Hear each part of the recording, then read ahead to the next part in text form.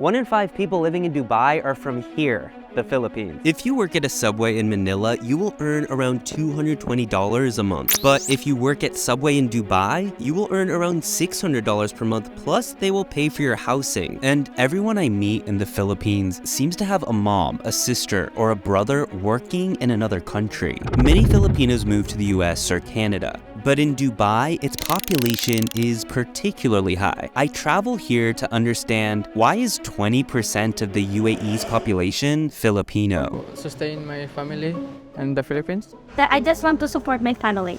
I had more income here, like it was triple. Many of them have been here for a long time. 19 years. I'm living here for 6 years. So why did they leave the Philippines? Culture here is nice and Philippines is worsening. So that's like the thing that we pride ourselves on. We're very adaptable in a lot of places. By living abroad, they will get a much higher salary than if they are to keep working in the Philippines. That's the normal. That's how much you get paid per day. But usually you would charge $10 per hour in America, wouldn't you? So think of it this way. 1 day of wages of working here in the Philippines is equal to about 1 hour working in the United States. But millions of Filipinos have to decide, be with their family earning low wages or move to a foreign country, make more money and send money back to their families. And that money coming into the country is equal to nearly 10% of the Philippines' annual economic output. Filipinos have this thing in them, like it's in our blood, where you work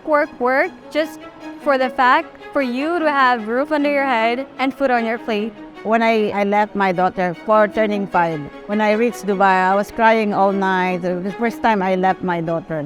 Some Filipino moms might move abroad, leaving their kids with their father or their grandparents, and spend 20 years apart to support them financially from afar. The closeness is not like that anymore because she grew with my parents.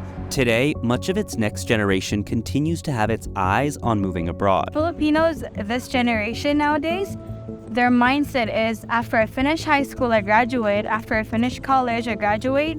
And I'm gonna go apply overseas. The Filipinos abroad send billions of dollars back to the Philippines. This helps their economy, but it could also present a problem too. You don't want to be like having what we call brain drain. See, as a nation, you want brilliant minds to stay and develop and build your country, not leaving to somewhere else. But recently, as remote work surges around the world, it's actually creating more opportunities here in their home country. They can do that in the Philippines, in their comfort of their homes. Imagine being a real estate agent in California. You could pay an assistant there for $25 an hour or have a virtual one in the Philippines for $5 an hour. It's actually a benefit that we're getting more clients here in the Philippines. That way we can spend a little bit more time with our families compared to like going abroad and then like working there.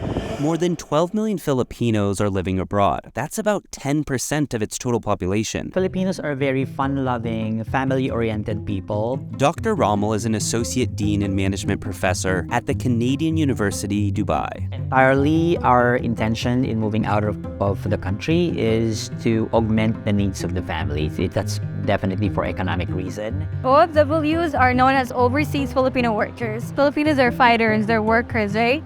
They do anything they could, work any job they can to provide for their house, for their family, to have food on their table. The opportunities in the Philippines are very minimal. Filipinos very good in customer service, as many of you would say. Yeah, but we're very accommodating. We smile a lot. You would see a guy driving someone, a jeepney, tricycle drivers, motorcycle services. They would do anything just for them to come home and be able to provide food on their table. Sarah grew up between the Philippines and Dubai as her mom moved abroad to earn higher wages and support her children. My auntie was working in Dubai in 1985. I don't know where is Dubai, actually. Then suddenly it's coming in the news every time, now and then, Dubai. So when I went to Dubai, in December, it's so cold. That time is so cold, I'm freezing. And I saw people there wearing this, like the priest. I said, there's a lot of priests here. But there are a lot of countries with low wages. So what makes the Philippines so special? Well, a large part of that could actually come down to language. See, the Philippines is one of the biggest English-speaking countries in the world. The majority of its population is at least somewhat fluent in English. In the early 1900s, English was introduced to the Philippines during the US occupation. Today, it's become the second official language here. Of course, the government sees the benefit of this because even though people are leaving to work abroad, many of them, most of them, are sending money back into the country to help out their families that ultimately help this economy. More than 25 billion US dollars. The remittance of a typical OFW, which has grown over the years. That's why we are called the heroes of today.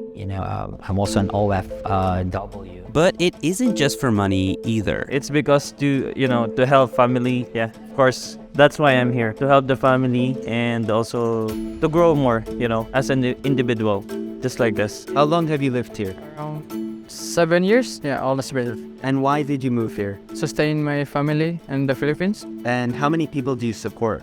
Just my siblings, around 4. Yeah. While the wages are higher in other countries, they also often have higher living standards too. It's very hot and too dirty. Unlike here, it's very clean and you can drive safely. Escaping the kind of atmosphere we have in the Philippines. Still part of a developing country, or others may still say it something like third world country. We say that it's better to be out of the country and better opportunities, enrichment of the self comes into play. I asked many of the Filipinos in the Philippines if they dream of moving abroad. If I would choose from in the Philippines with less money and more money abroad, I would choose abroad. That's why right now I'm working my butt off for 3 jobs so that I could stay with my family here. The government is regularly monitoring the money being sent by its citizens back into the country because it contributes to a big part of its economy. But what are the downsides of a large percentage of your country leaving or trying to leave? There are 3 downsides to all of this. She said, "Mommy, I don't need money." The first is, well, the distance. The closeness is not like that anymore because she grew with my parents. So the parents that she looked up to now is my father and my mother, but I don't jealous. Many who are not on a path to citizenship in a country like the US or Canada will have to come back to the Philippines eventually. You would see majority, all of them, when they come back, they'd have a house to come back to. They'd have kids who had graduated high school and college. They would have kids who have their own families. They would have their own business in the Philippines. But even though they earned their money, it often means the missed years, maybe even decades away from their family. So you can really start to see the dilemma here. Imagine you're a new mom in the Philippines. You have the option to stay here and earn a minimum wage of $200 while raising your kid and being with your kid, or moving abroad and being able to support yourself while also sending maybe $200, $300, $400, $500 to support your family and maybe even save for their education one day. You can see how this could be an insanely difficult decision. The second reason is losing your talented citizens and them contributing to other countries. You don't want to be like having what we call brain drain, wherein you lack manpower, internal and special population dedicated for a specific line of work. And finally, in many countries, Filipinos may contribute to their economy, but never have the chance to live there permanently. Yeah, actually, we're still sending. We have a lot of bank accounts in Philippines because we're not going to be citizen here. So we're still keeping our money there. In recent years, things are changing in big ways for Filipinos who want to find a job. Younger people tell me it's becoming harder. It becomes harder because now our immigration is very tight. While older ones tell me the opposite, saying the internet makes it easy to find and apply to jobs abroad. Now it's easier for them now because of the online network that you can call them. Apply online. Yeah.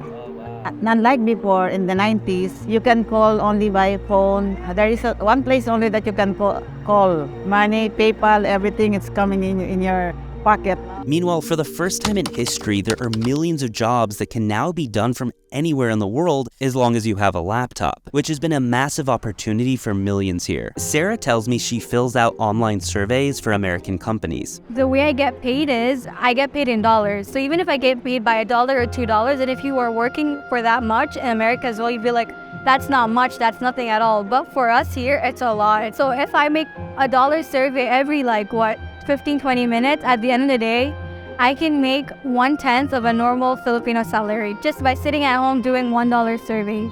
And while I'm here, I meet many virtual assistants or call center workers who seem just fine living here and earning higher wages than they would have before. During the pandemic is that we no longer have to work abroad just to earn like dollars. We don't have any clients here in the Philippines or calling abroad, and a bunch of them are in the US and Canada and Europe as well. We also have clients from the Middle East. But what does all of this mean to be a Filipino?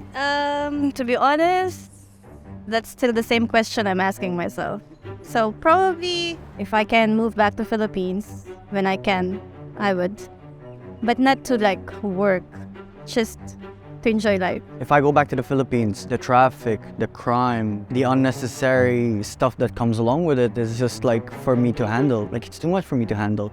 So I'd prefer somewhere that's close to like Dubai. So maybe like, Canada. Been like, what do you call this, brainwashed with the whole movies and shows like all the American life, all the life in overseas and stuff like that. So I've been yearning for that. I hope that one day I will be able to bring myself in what I envision myself for the future, and that make my dreams come true, hopefully. US, Canada, whatever the Lord has in plan for me. I'm aiming that always though also Filipinos would never leave their families, their country as well, their loved ones, just to provide a food, or just to provide shelter, or the basic needs of the family.